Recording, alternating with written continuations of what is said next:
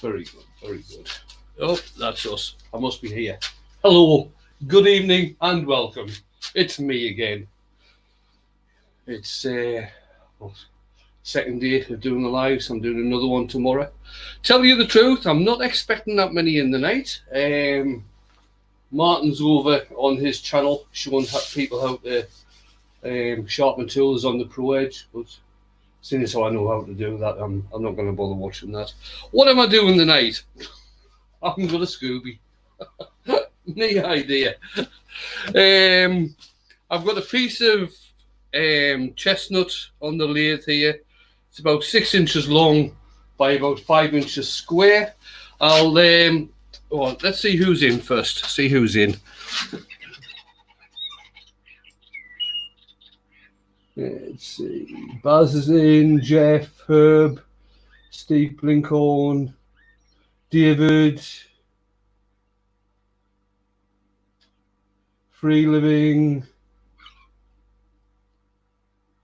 or yourself.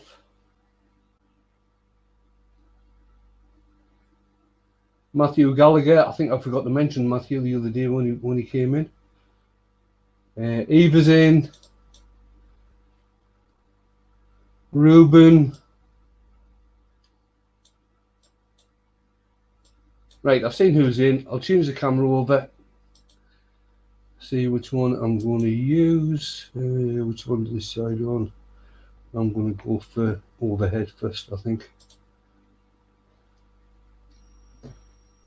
Oh, that's the back of my head. So, there we are, guys. That's what we've got. Piece of chestnut, 6 inches long by about 5 inches square. I'm doing this side grain, and that means the grain is actually running that way as opposed to running that way. Okay, so it's basically set up like I would turn a bowl. So I will be using my, which camera I'm on? Oh, overhead. Yeah, I will be using my Robert Sorby 3/8 bowl gouge. I'm going to be turning at, where am I at? Just over 900 to start off with. And I'm just going to start off getting it round. I'm keeping it fairly basic tonight. I was swithering between doing a hollow form or doing a small, fairly simple bowl. I think I'm going to go for the small, fairly simple bowl. I have got a couple or one big crack, which actually goes through both sides, but I'll sort that out a bit later on when I get some shape into there. For the moment, I'm just going to get it into the round, and then we'll see how it goes.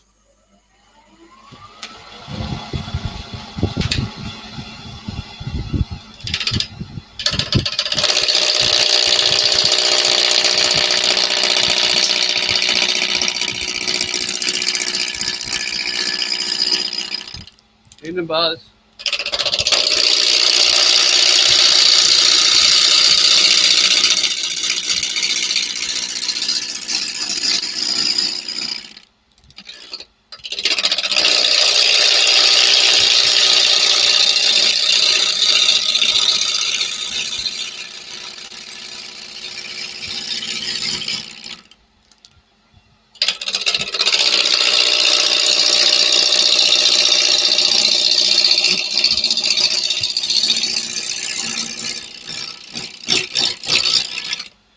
This is what happens in our chats.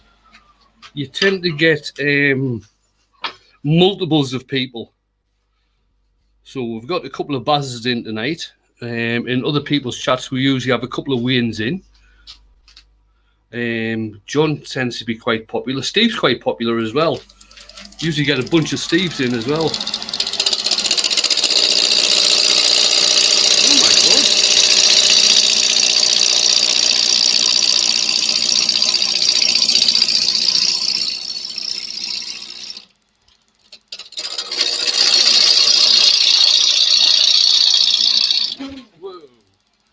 Right, I'm using the steps in. As you saw there, I got it. Well, it wasn't really a catch. The wood's fairly soft, and the step center is starting to dig in. Now the good thing with the step center is, as opposed to the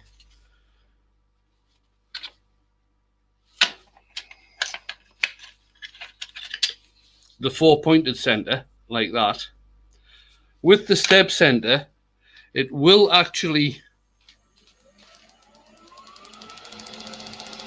the piece will just carry on spinning.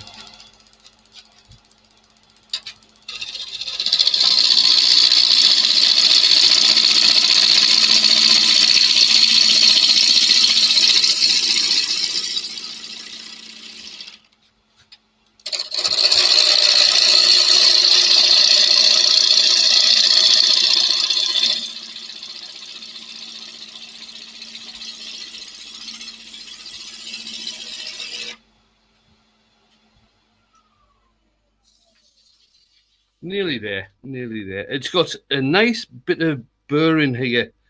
There's a wee bit of spalt as well. Certainly there's going to be some burr. This is going to be the top. This end's going to be the top. There's some burr up here, but there's some nice wavy grain all over this.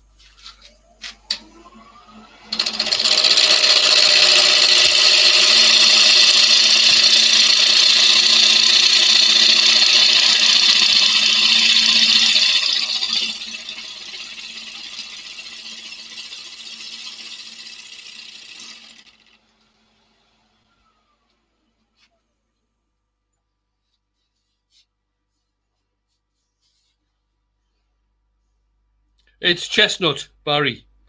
The timber is chestnut.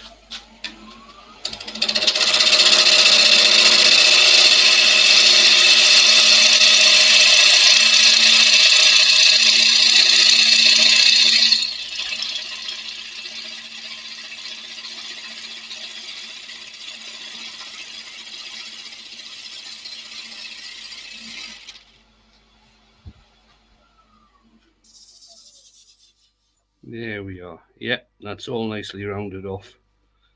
Yeah, there's some lovely grain in here. A lot of spalting around this area, which you can't really see very much. Some wavy grain here. Bit more spalting there. And up around here, the grain is going everywhere. Right, I'll just move the tool rest, and I'm just going to... I'll put the short tool rest in for now. If I can find it. Just put the short tool rest in, just so I can come around the bottom and do the bottom. Seeing as how the grain on this isn't going in that direction, it's basically going over this direction. I'm not very keen on using a parting tool for doing this type of work. I'm not keen on using a parting tool on side grain. So I'm just using my smaller bowl gouge just to take off the bottom. And I am going to be using a tenon on this one, not a mortise.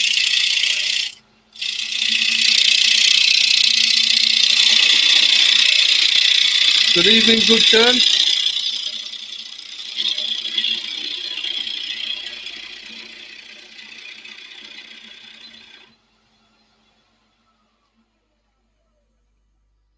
Now, a couple of reasons I'm not using a mortise on this one. Number one is this big crack that goes all the way through. And if I used a mortise on the bottom and expanded out, chances are I'm just going to pull that crack apart. So I'm going to use a tenon, and that clamps in, and that should hold everything together while I get it shaped.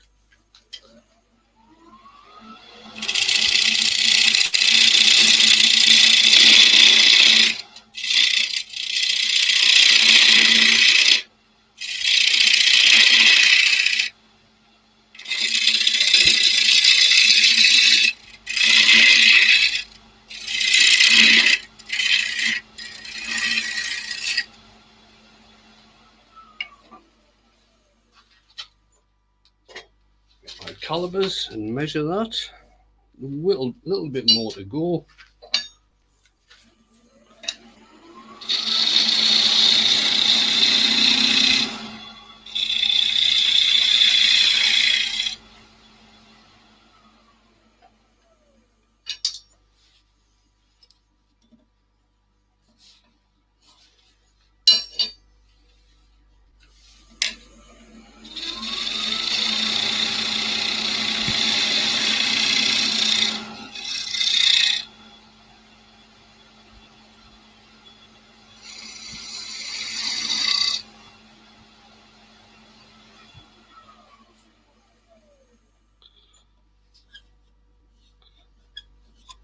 All right.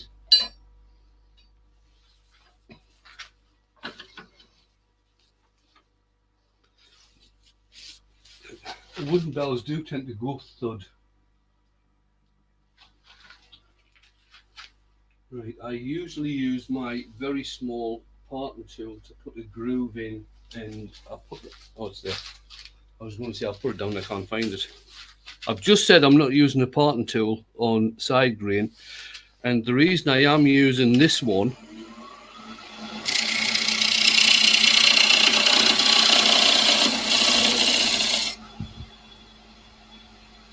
who was that, sorry, Dale? Evening, Rich. I don't know if you've been in before. If you haven't, welcome. If you have, it's nice to see you back. Right, I'm just going to start shaping this now. It's going to be a fairly basic shape. Have I got a pencil in my pocket? Basically coming down something like this. A nice basic shape. You probably can't see this very well, and it's going to have a fairly long foot on this one. It's going to be the type of bowl that a turner called Bert Marsh used to be known for.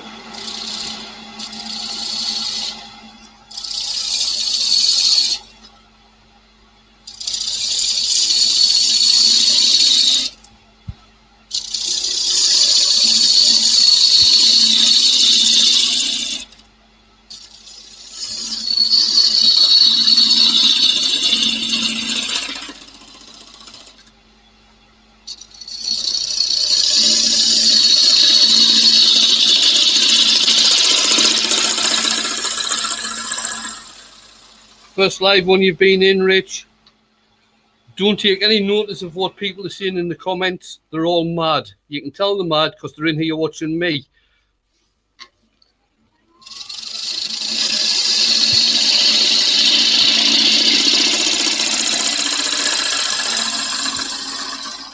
Obviously, I'm starting to get a lot of overhang there with the tool rest, so I'm just going to change position of the tool rest. A nice bit of grain movement in there.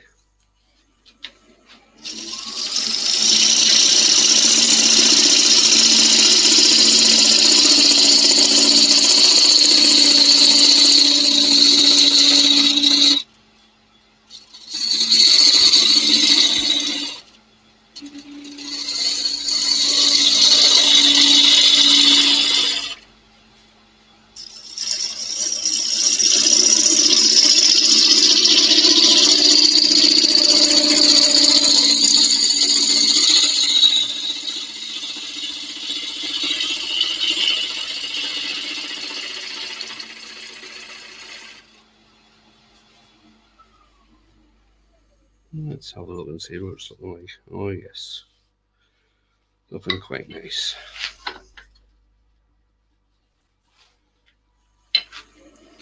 Turn the speed up a bit.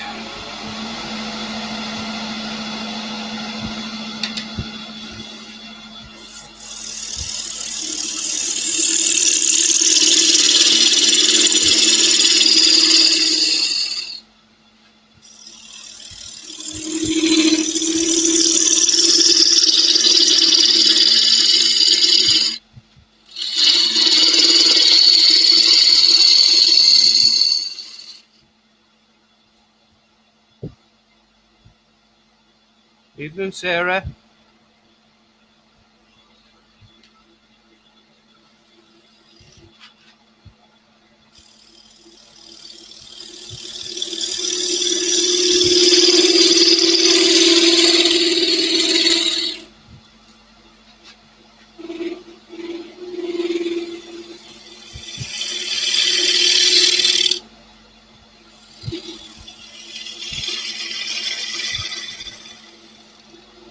Evening, Steve.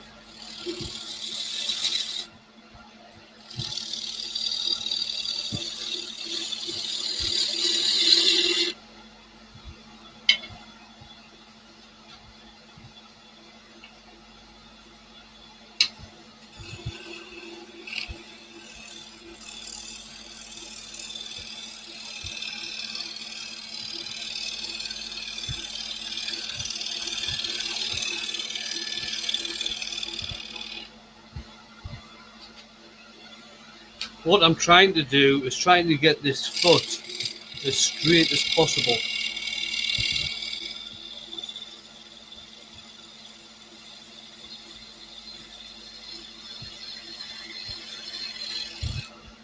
This part here, evening Debbie, this part here is not going to be part of the foot. In fact, I don't know if you might get a better angle now. That was just basically to show it being rounded. Let's see if I can find a different camera. Try that one.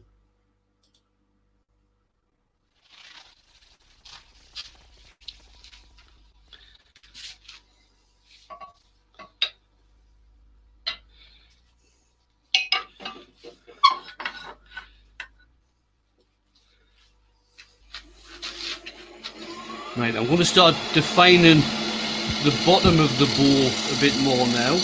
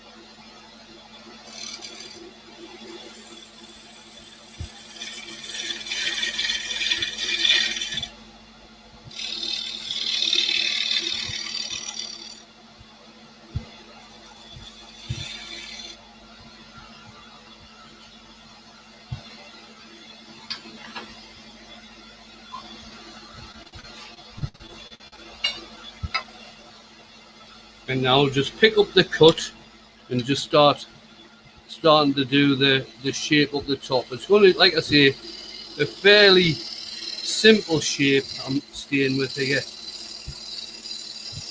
Evening, Chris.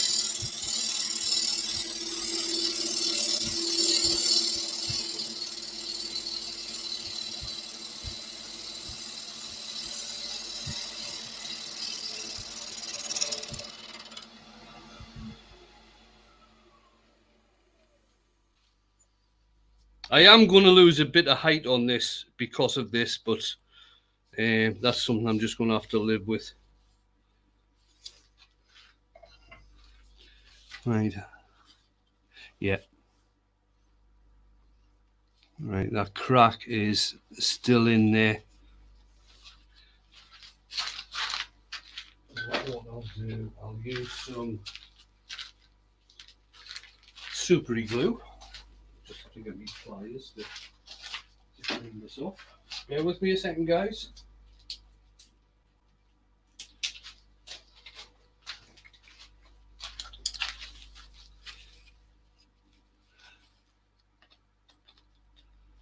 Hi, Bruce.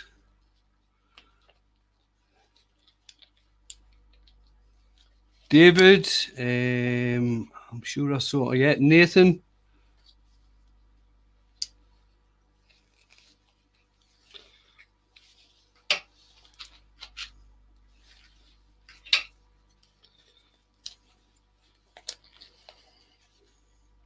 I've obviously left this glue sitting without the top on, so it's got no.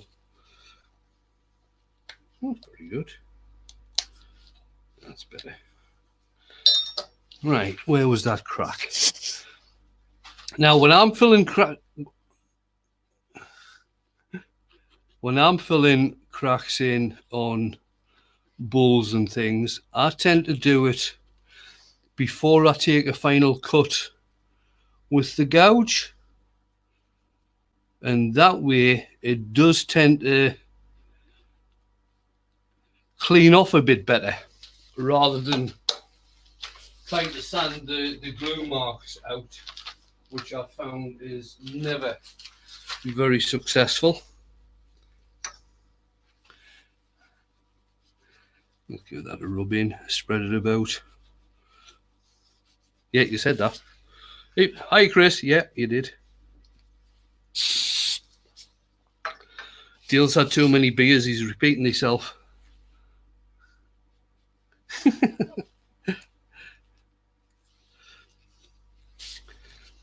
I'll just give that a minute or two to get dried off.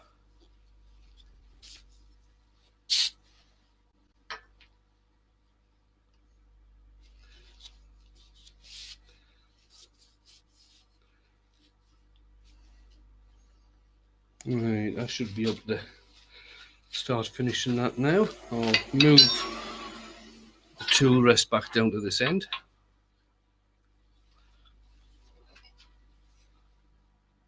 Oh, that's not good, David.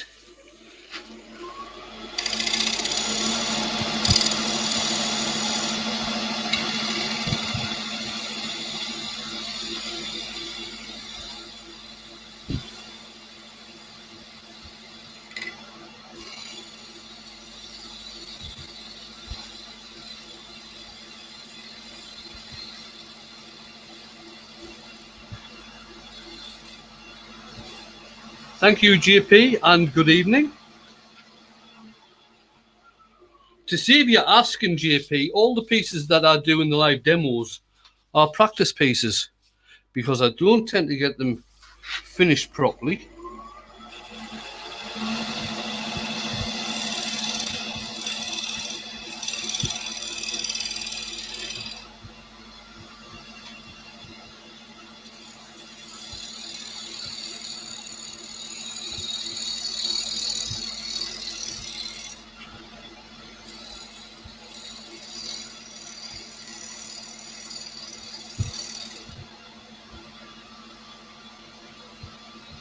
And in case you're wondering which camera I'm on, they are still shavings. That's coming off.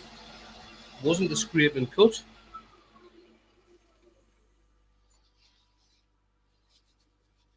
Right, get some sanding done.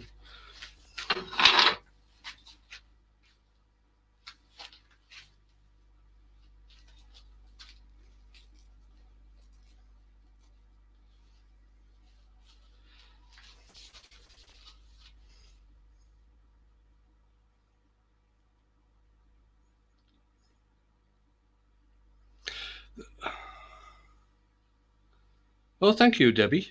As to pieces of wood cracking, this could be to do with the humidity they were stored in, how they were dried, and obviously the humidity in your workshop as well.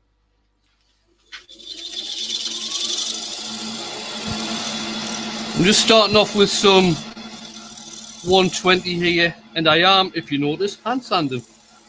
There's a change, yeah? No, it's just I can't get into this bloody corner, that's all.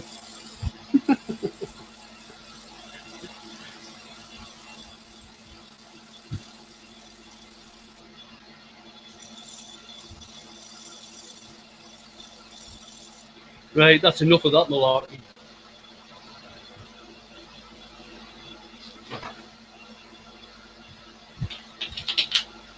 I've got quite a good... Yeah, I'll watch my fingers, David.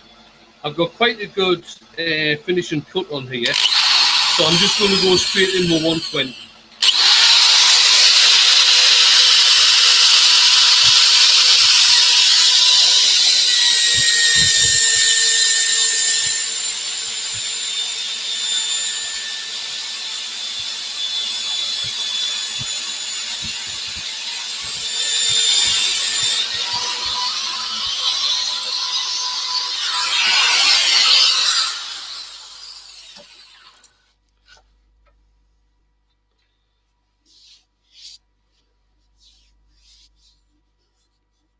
Yeah. The last load of sycamore I've got, I think how much have I got left? I've got 3 blanks left, all about 17 inches in diameter. And this was from a guy who lives about 40 miles away from me. And he kiln dries his own wood. It's all wood from around the area that he lives. I buy it off them in plank form. It's just over, I think it's just over £30 a cubic foot. I pay for it, kiln dried, and then do all my own bowl blanks. So basically they've come straight from his dry workshop, cut on my bandsaw and stored in my dry workshop. Well, obviously unless it floods, but usually it's dry. And I don't seem to have a problem.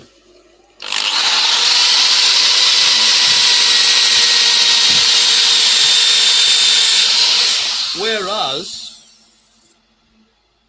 my a lot of wood that I've got, I do store in my shed, which is basically just a single skin wooden shed.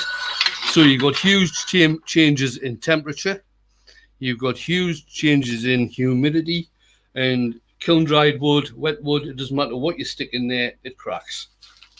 Right, I'm not happy with the shape of the foot on this, so I'm going to reshape that and reshape the bottom of the bowl as well. It just looks a bit too plain, if you like.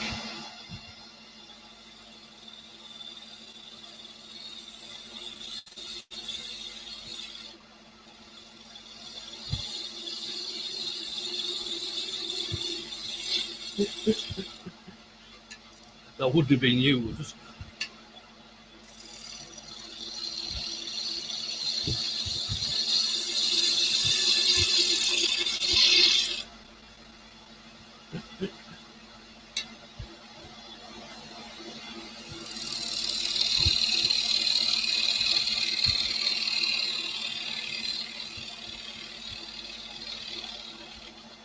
I've never actually tried one of those homemade kilns, Rob. The guy, like I said, the guy who I get the wood from, he's just got basically it's a box shape, but it's all clear polythene.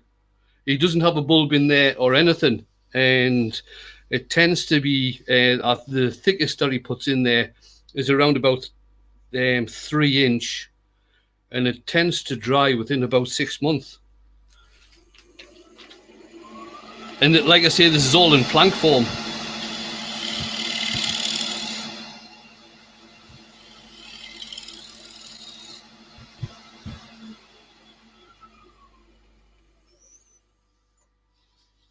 I had a wee bit of tear out there with going sort of down that way, so I've sorted that, and I'll just get this resanded again. Much prefer the shape on that foot now.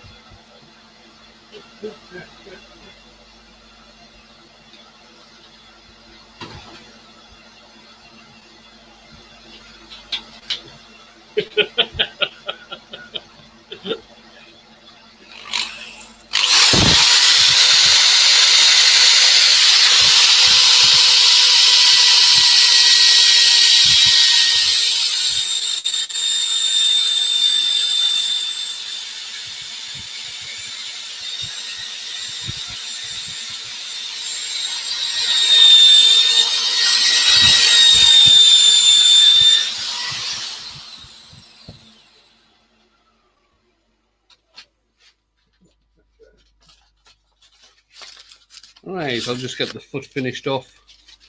This is just 240 I'm hand sanding with.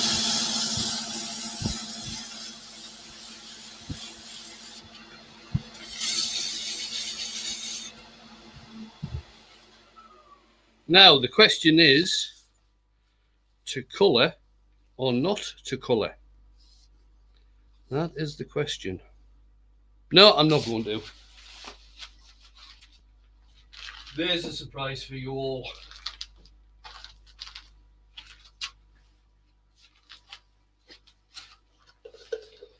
And I'm using some brush-on cellulose sand and sealer tonight, just for a change, just because it was sitting there and I can't. Oh no, it's too nice a wood to burn, Barry. Far too nice a wood to burn. It would take colour really well, but since I've put sand and sealer on now, it won't.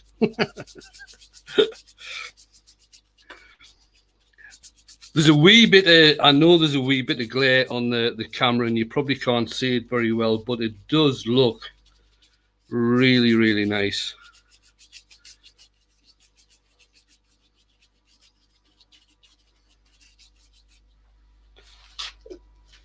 It's chestnut. The wood is chestnut. If I'd made it into a hollow form, you probably would have seen a lot more of the burr because there's some burr sitting on the top here. But I thought I'd just go for a nice, fairly simple shape, just to fill in an evening for you. And I still haven't decided what I'm doing tomorrow night. I've got absolutely no idea.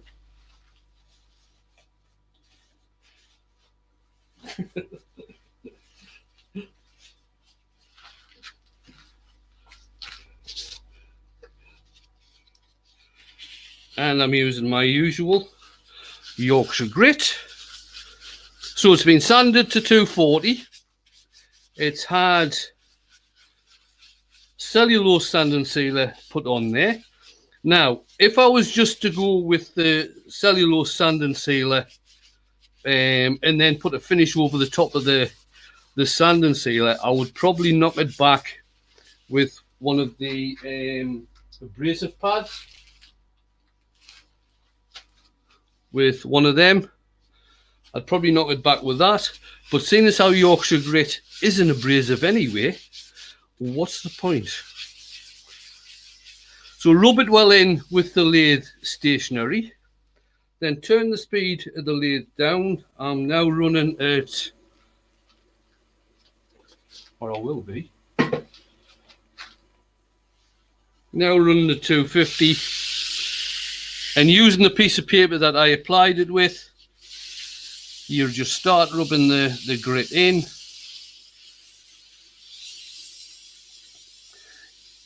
As you're rubbing it in, you will see a slurry form, and that's the grit doing its job.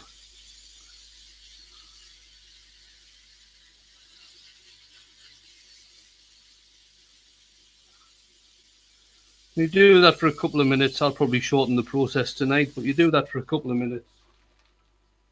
Get some clean towel. Turn the speed up.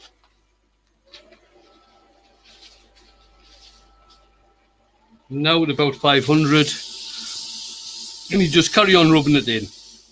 And what you do is you rub it in until there is no residue left on the towel.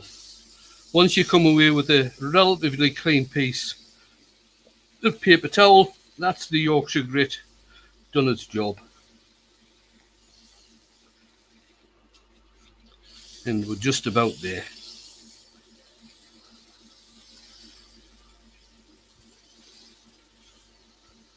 Ruben is from he's from over in, I can't remember Ruben. Is it Belgium or Holland?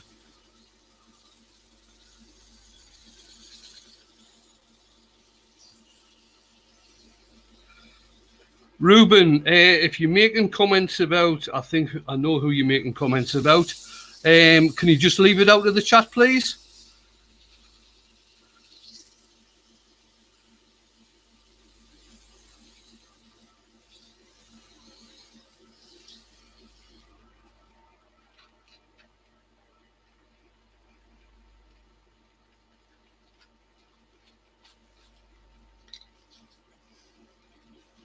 Andy's come in.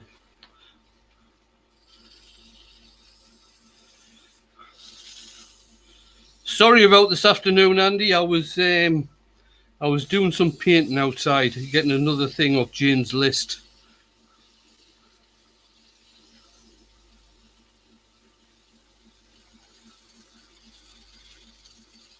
And I didn't get back in the house until about, I think it was about 10 to 2, something like that. So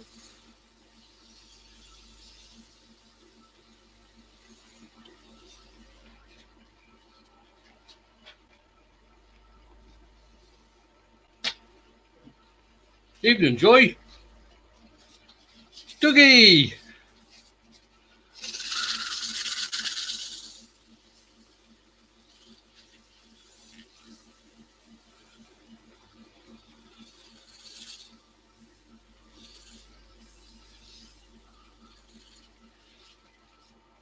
So have you had your coffee yet, Joy? Oh, the wax I was using there is food safe wax from Wayne of the Big Feets. Right, and that's the outside completed. So there's the outside, guys. I'll see if I can get and show you that without getting very much glare.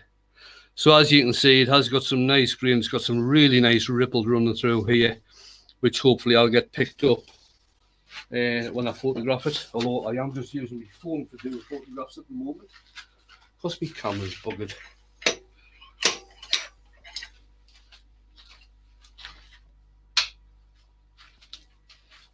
I may well have to invest in a new one, which I don't really want to because I'm not earning money.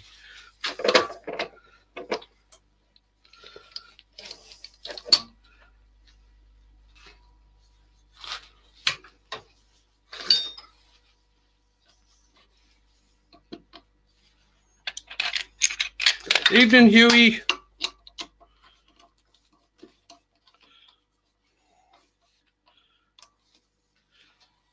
No, not if I'm finished yet.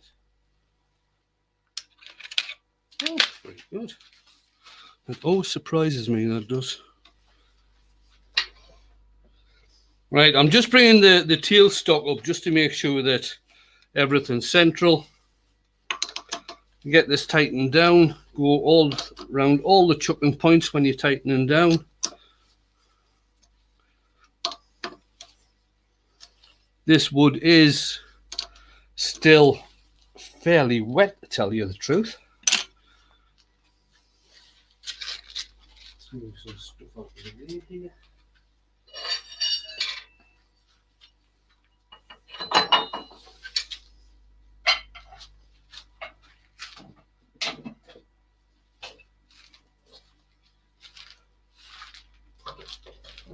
Just get rid of the tail stock now.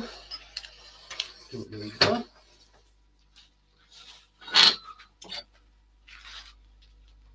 Change over from the short tool rest back up to the usual one I use.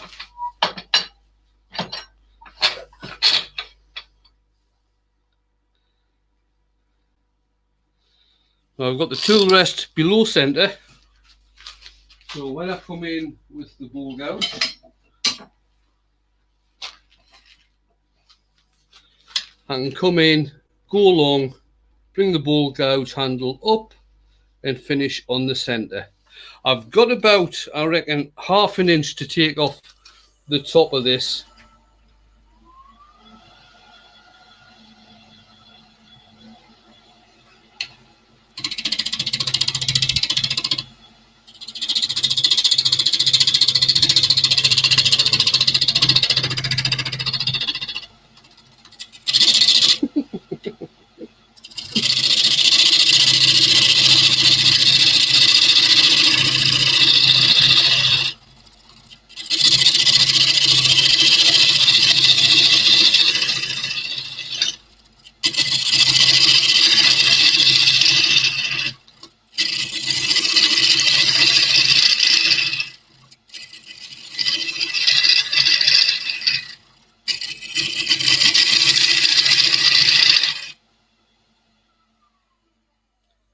See how that's looking. Just a wee bit left. I'll just get rid of that and then we'll start doing the inside.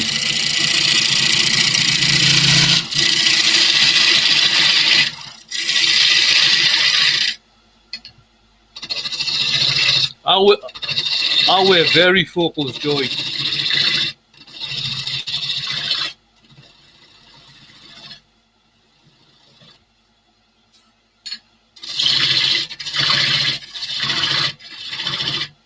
before I started wearing glasses, I started wearing glasses when I was, probably about 29 when I started wearing glasses. Before I started wearing glasses, I used to drive by touch. If I wasn't touching anything, I was still doing okay.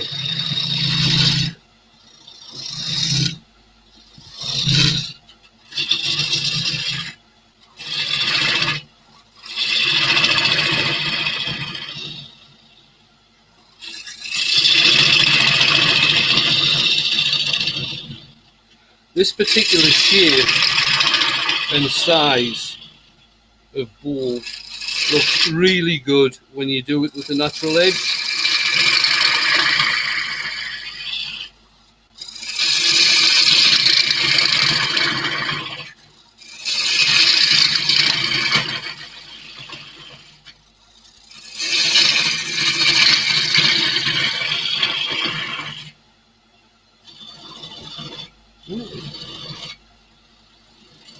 Yeah, so I wear varifocals. It varies from glasses I wear when I'm not drinking and glasses I wear when I am.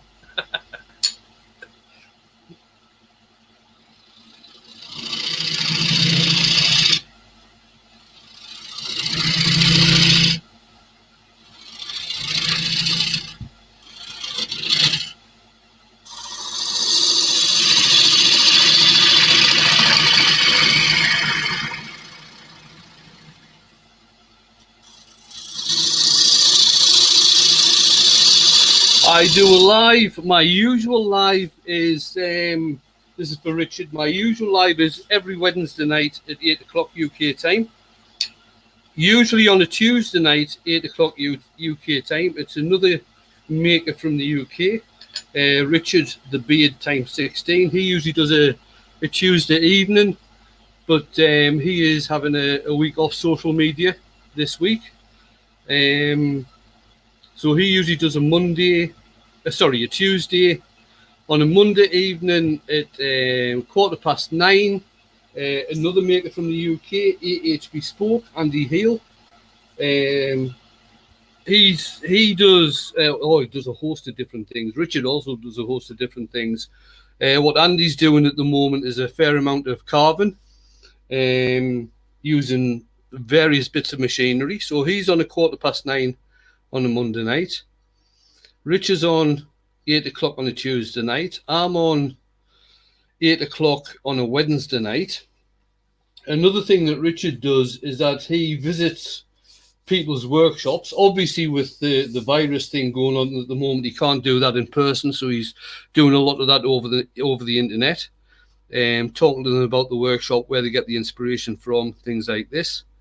On a Friday night, we have Stace Redall. Stace Makes.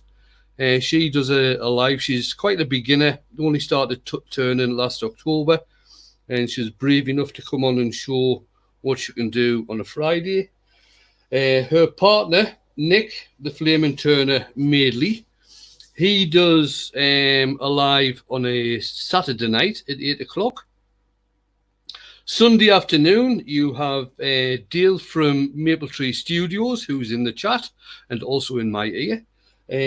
Dale's thing at the moment, although he does do turning as well, but Dale's thing at the moment is scroll sawing. So he usually does a scroll saw project on a Sunday afternoon. And on Sunday night, there is the Makers International podcast, which is on at 9:30 UK time.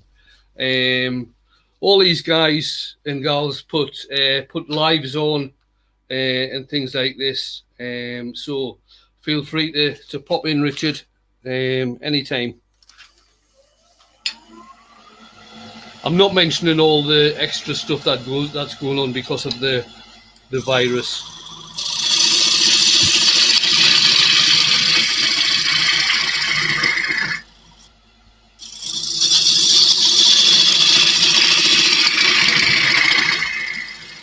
Because Emma the Tiny Turner is going to be doing a live on Saturday as well. At 7:30, I believe.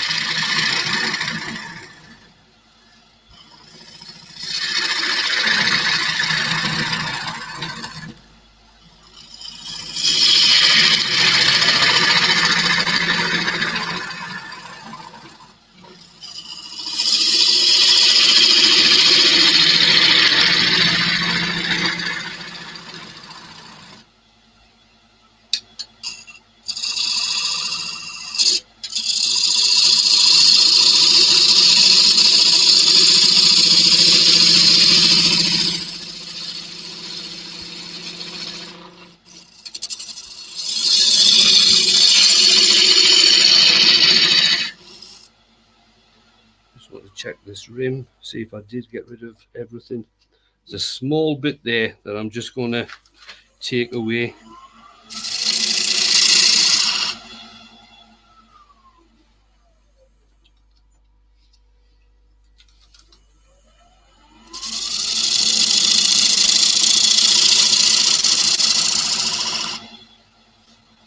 Yeah, UK time for all of those.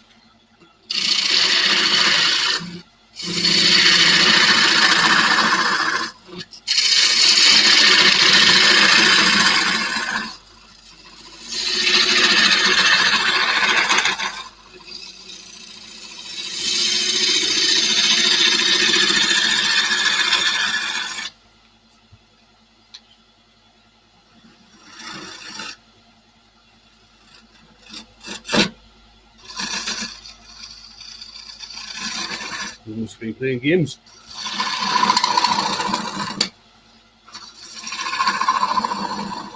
Evening, Nick.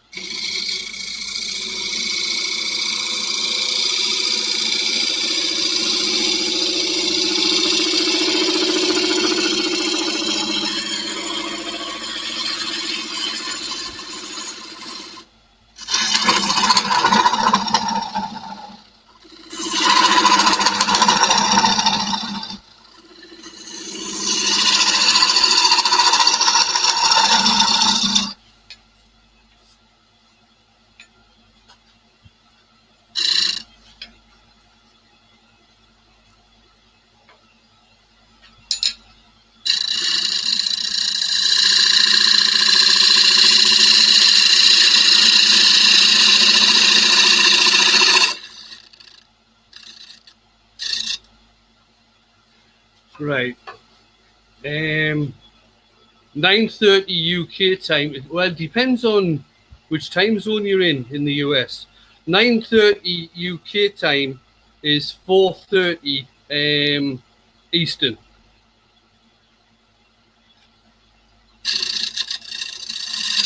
Oops. Clean that off.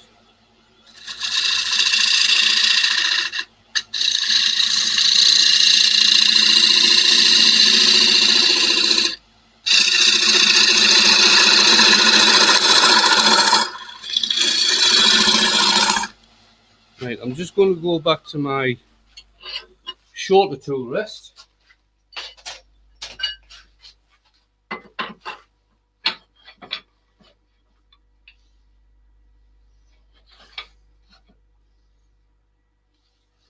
For the moment, just so I can get in there.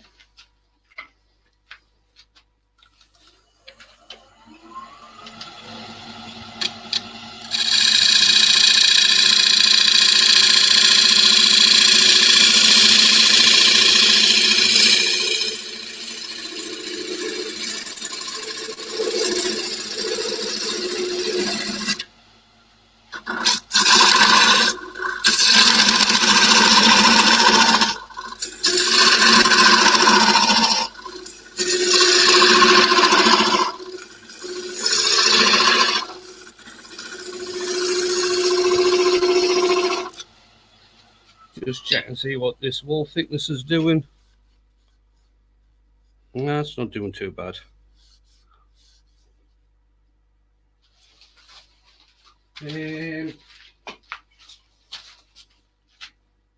Yes, Baz, I do. With all the different colours. Evening, Ace. Right, that tool rest isn't really going to work for that job. Bear with me a second, guys.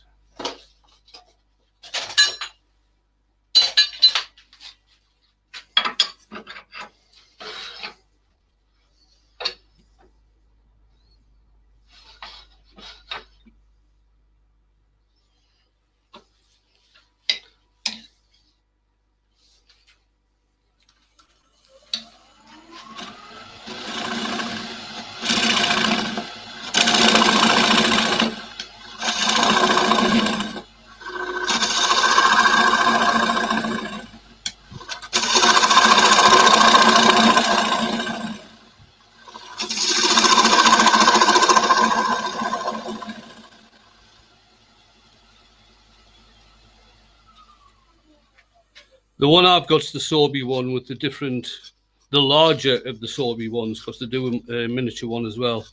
But the one I've got is the larger one with the, how many? 1, 2, 3. I think it's got 4 different cutters with it.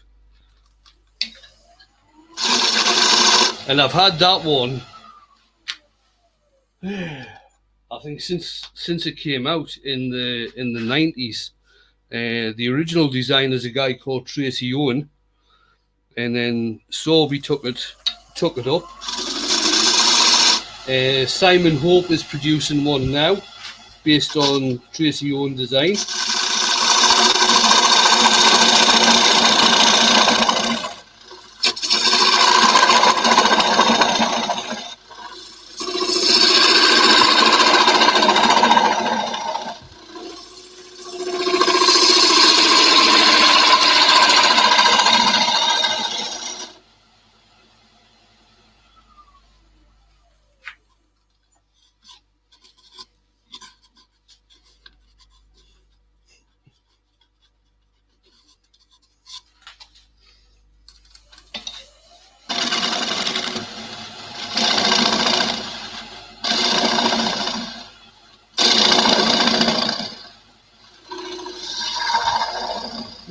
Bananas. I'm finishing off the Bambi curry tonight. Yeah.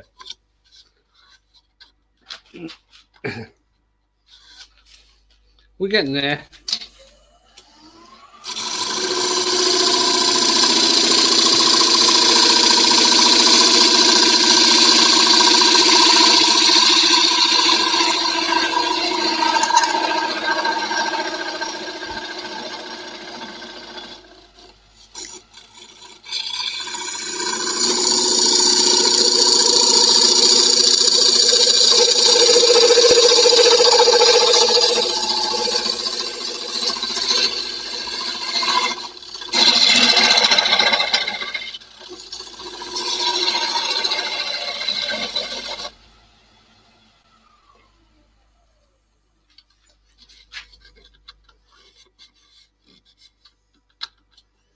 There's still got a fair bit to come out of the bottom and the middle.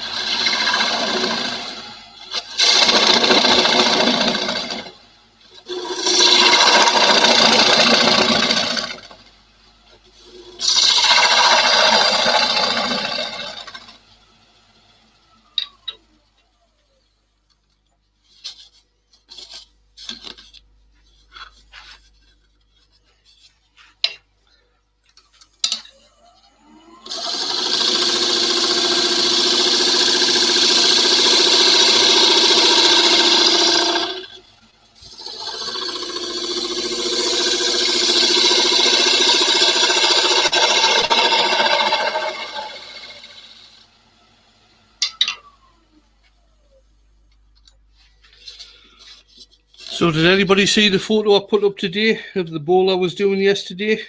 So I've got the colour and everything finished off on it.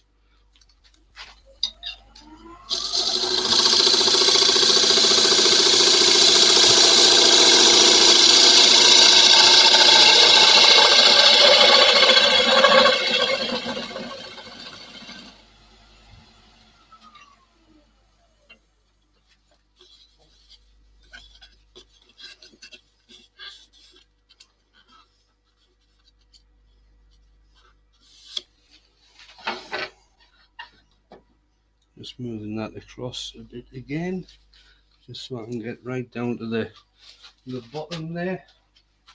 How much have I got left in the bottom? Oh, I've still got a fair amount left in there.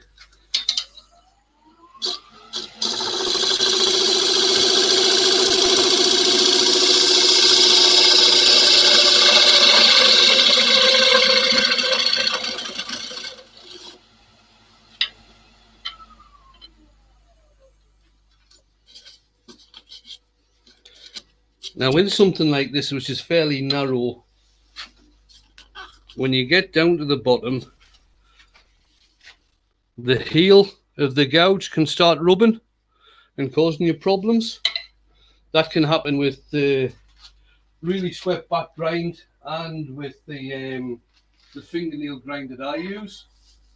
So to stop that happening, you can move on to what is now called a traditional or English grind, which is very good for finishing off the bottom of a quite a deep bowl, or something like you need a fairly flat bottom on the bowl.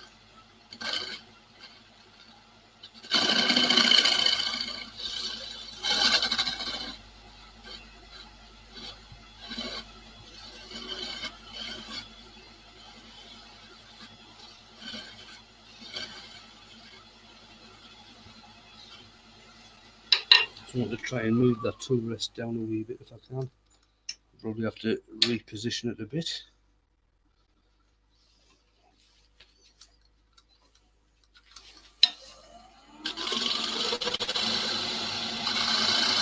That's better.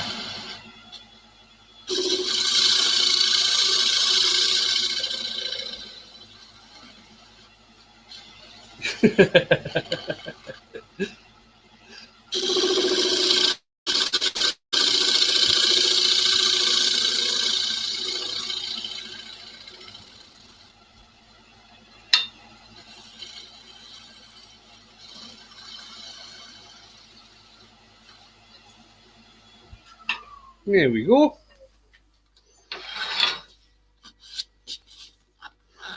That's got a fairly uniform wall thickness on that.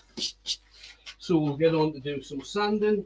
I'm just going to check and see if the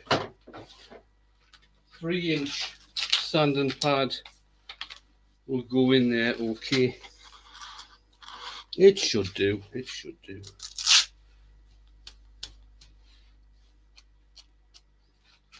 A bit of a clean off.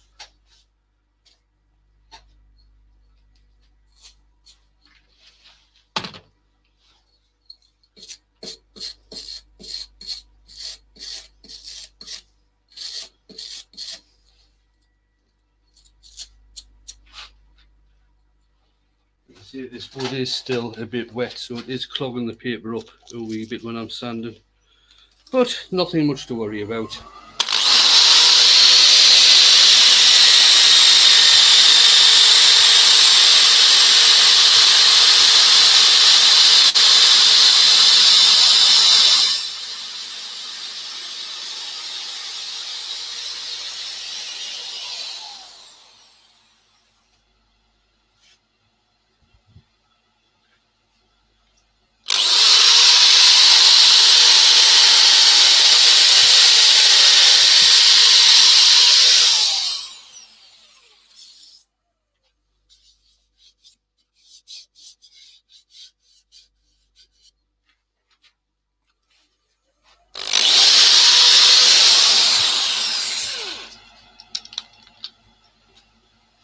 See if my inertia sander as small as this will work any better.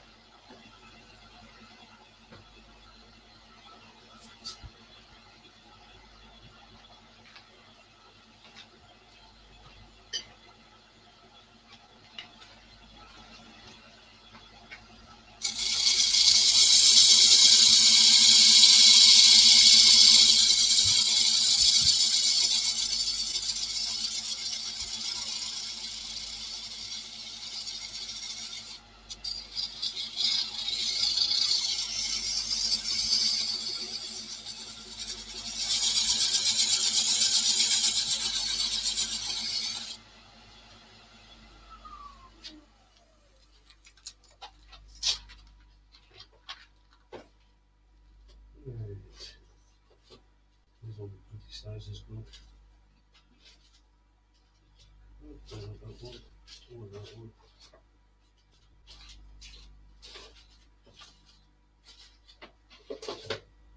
Evening, Steve. Why is it you never find the bloody sanding pad you're looking for?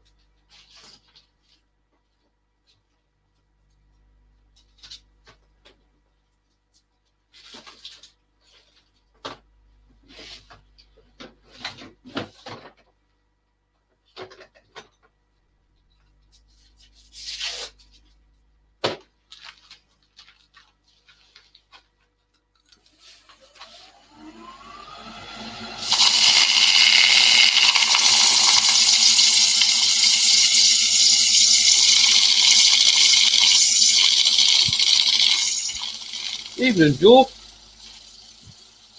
The only thing we're using an inertia sander on something like this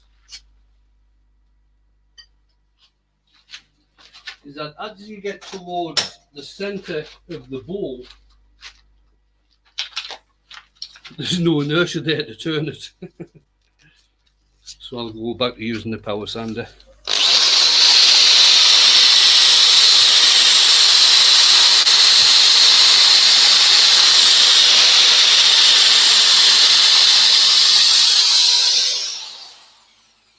Right, so that's sanded to 240.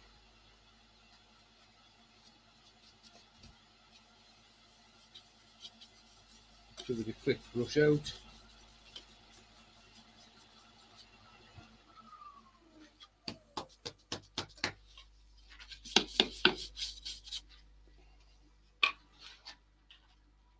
And again, cellulose sanding sealer.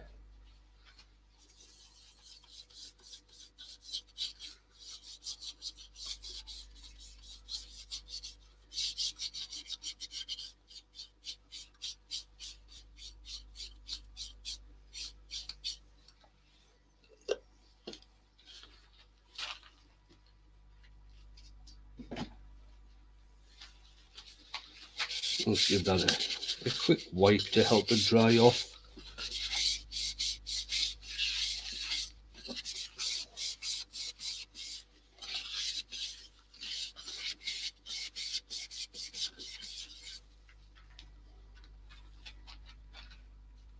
And then back to using the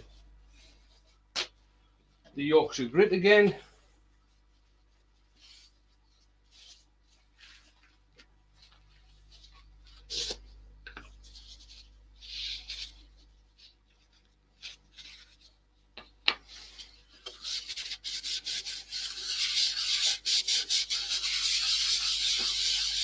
Grand.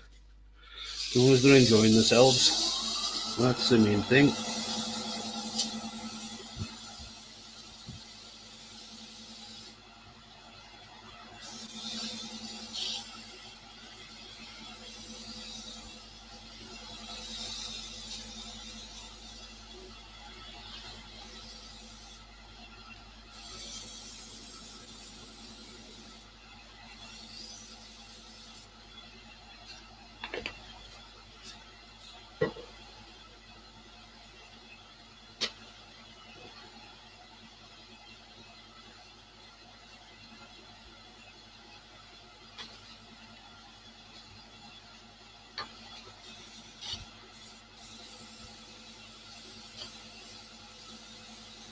Now, what I have found with the wax that I got from Wayne is that you don't need a hell of a lot of it.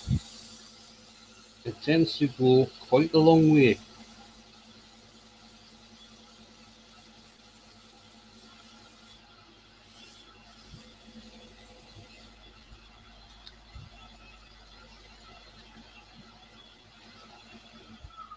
Right, so that's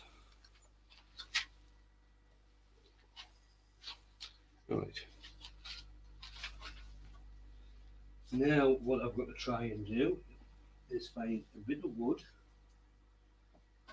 Now I can use, you wouldn't believe how difficult that is in this workshop.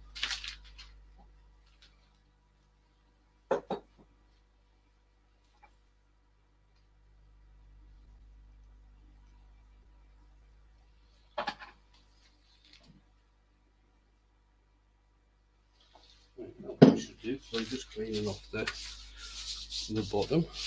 Right guys, what I'm going to do now, again, like I said, I don't like using parting tool on side grain. That's just a personal preference for me. So what I'm going to do, I'm just going to pop this piece of wood in and see how centrally it turns. Well, that's not bad.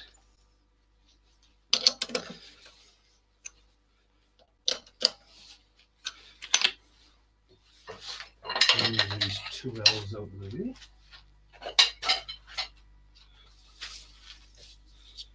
That's going to fit over there like that.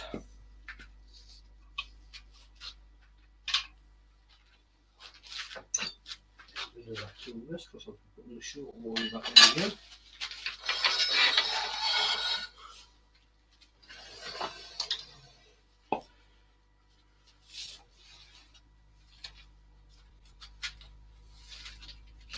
And I had some of that non-slip bloody matting as well. Oh, there it is.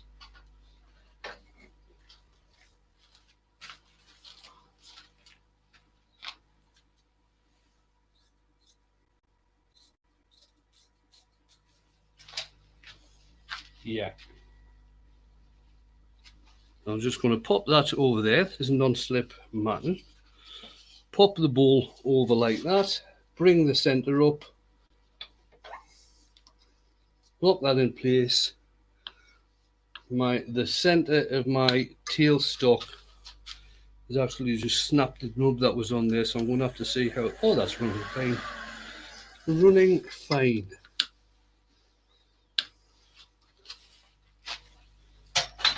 I'm just going to bring the short tool rest up. Put that into there. Like so.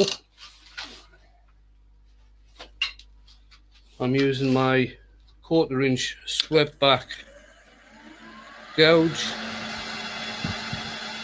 And we're just going to take this back down to where I want the foot to be.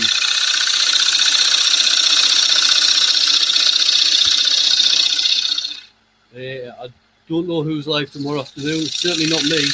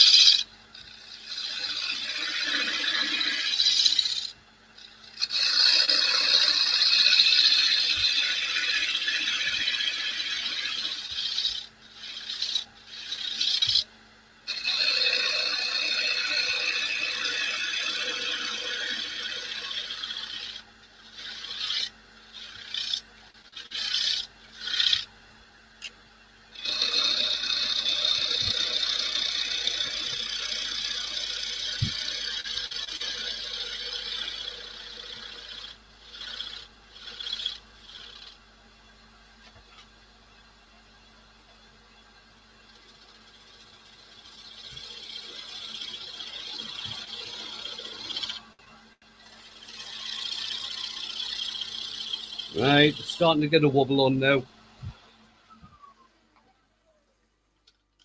So I'll take that off, and it has got an exceptionally big, as you can see, bit's just snapped off. Huge great crack there. So take that away.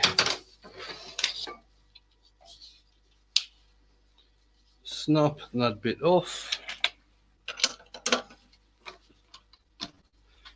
Take that out.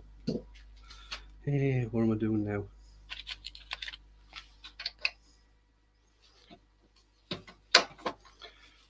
Take the lathe off. The chuck.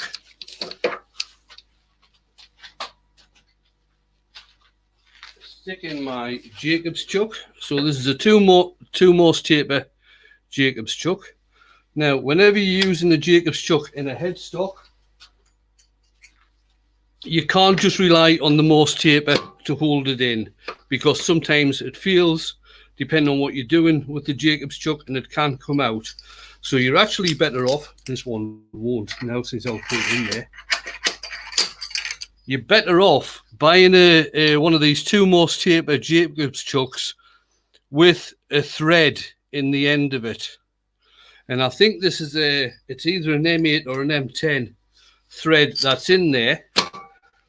So I've just got a M8 or M10, I can't remember which it is now, threaded bar that goes through the headstock, screws into the Jacob chuck and tightens up. And that holds the Jacob's chuck tightly in place. so there's no chance of it actually coming out. It's called a drawbar. That's what it's called. I got mine on eBay. They're bloody difficult to find though. That's the only thing. And I've since lost the link. But I got mine from eBay. I can't remember who. I'm sure it was from China. Right. So as you can see, if you can see, there's just a little nub just left on the bottom there. So we're just going to get rid of that just to finish the bowl off. I'm just going to sand it off.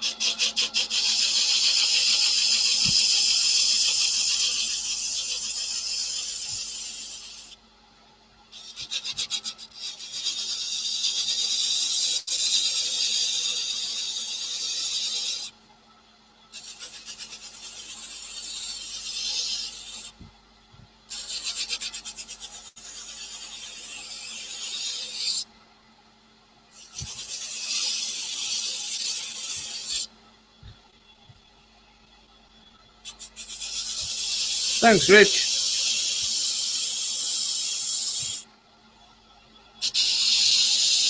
All my life I've had a thumbs down. Yeah, but I don't care. Right, I think I've said this before. And I usually, whenever I do a video, I usually say it at the end of my videos as well. I don't mind getting thumbs down. Not everybody likes what I do. Not everybody likes what other people do. But I would like a comment as to why you gave the thumbs down. And I will answer. I don't tend to get my back up about anything. And I'll give an honest answer. If you give an opinion as to why you didn't like it, I'll certainly give an honest, or try and give an honest answer back, which I have done in the past. It's all good with me.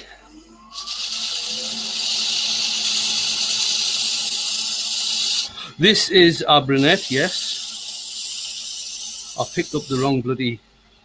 Last time I was down at Snaton, I picked up the wrong pack. I picked up a 10 pack of...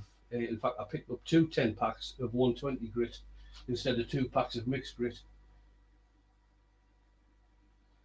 Right, I think that's it. That'll do. I'll get that finished off. Maybe tomorrow, just to quickly do some sanding. But that's the bottom finished.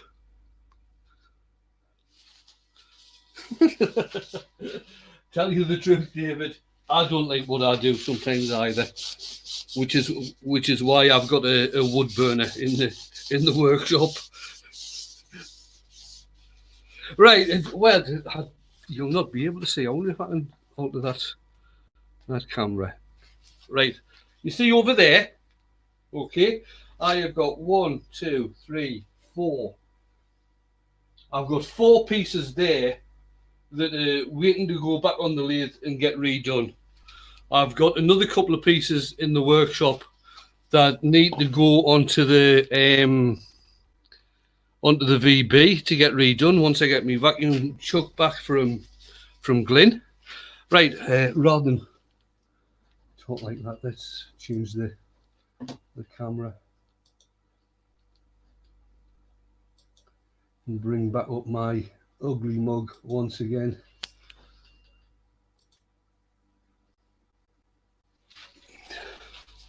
Oh my God, that's scary. Why shouldn't give me shocks like that at my age. Oh. Right, guys. Oh, look, I've got no decent light over there. Anyway, that's it. Just a nice little bowl. It's probably ended up around about 5 inch by 5 inch, I reckon.